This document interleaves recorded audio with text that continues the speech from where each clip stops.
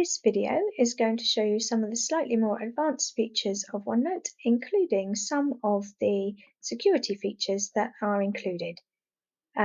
These security features are what makes it a more confidential and protected version of note-taking than a standard notebook. I'm just going to show you how to share those things now. So let's just say this is not confidential.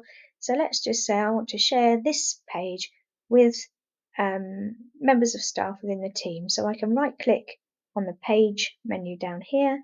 I can press copy link to page, and then I can open up my Outlook and copy that page into any email and send it to anybody that I have an email address for, and they will be able to access it. Okay, you can also copy a link to the whole section. So if I want everybody to be able to see the whole section, then I can copy the link, and that again I can paste directly into an email and send it to as an email. I can also share, if I want to, share by right clicking, share this whole notebook or copy the link to the notebook. So I can copy the link to it and paste it into an email or put it on Teams, and everybody who I send that to will be able to view the notebook. Is to share the whole notebook. So if I go up to the actual notebook and right click on there, I can either copy the link or I can share the notebook. So I click on share the notebook, it takes a little while to load up. But you can see, so I can put somebody's email address into here, I can add a message, and then this is the really important bit.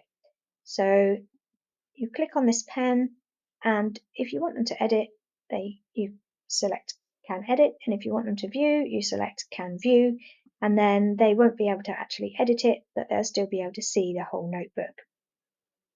This is really useful if you have a job share or if you are collaborating with somebody and you want to be able to both make notes on the same notebook so that you don't have to duplicate your notes at any point.